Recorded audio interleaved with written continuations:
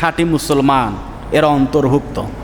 এবার আসেন দেখি খাঁটি মুসলমানের লিস্টে আমরা কারা কারা পড়ি, একটু কোরআন এবং হাদিসের সাথে মিল রেখে দেখার দরকার আছে না নেই? বলেন, আছে।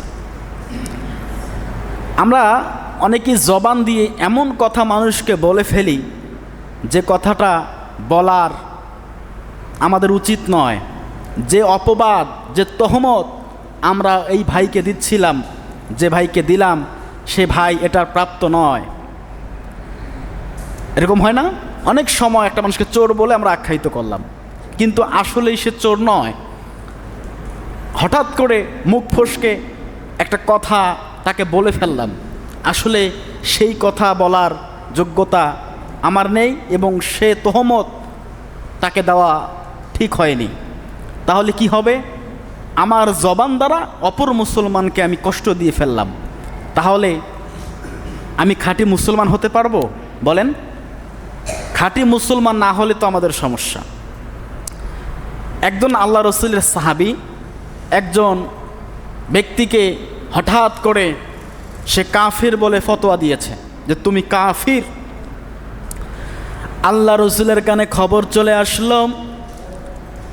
আল্লাহ রসুলকে সাহাবীরা জিজ্ঞেস করলো, ইয়া রসুল আল্লাহ, ইয়া হাবিব আল্লাহ, অমুক নামের ব্যক্তি, অমুক নামের সাহাবী অমুক একজন ব্যক্তিকে কাফির বলে আখ্যায়িত করেছে, আপনার মতামত কি?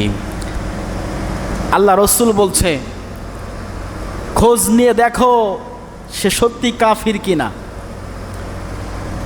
আল্লাহ রসুল বললেন, যদি সত্যি ওই ব্যক্তি কাফির হয়ে থাকে তাহলে তো কোনো কথা নেই, আর যদি কাফির না হয় তাহলে এর বিপরীত হবে, যে বলেছে কাফির সে নিজেই কাফির হয়ে যাবে। বলি নাউজুবিল্লাহ। কথার ওজন টের পাচ্ছেন আপনারা? বুঝতে পারেন? আমি অপর এক ব্যক্তিকে কাফির বললাম, অথচ সে কাফির নয়, সে মুশরিক নয়, সে মুনাফিক নয়। তাহলে আমি যে বলে ফেললাম এটার কি হবে? এর বিপরীতটা আমার গায়ে এসে লাগবে। সে ঠিক, আমি মুনাফিক হয়ে গেলাম, আমি কাফির হয়ে গেলাম, আমি বেঈমান হয়ে গেলাম। তো কথা বলার সময় হিসাব কিতাব করে কথা বলা দরকার আছে না নাই?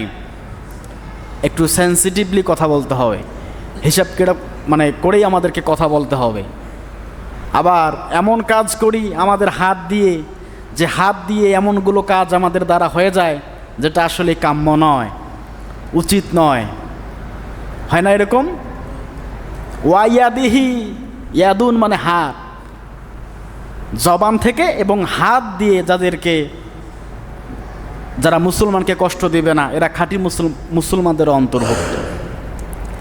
তো আমরা আমাদের চলাফেরায় অনেক সময় এরকমটা হয়ে যায় না?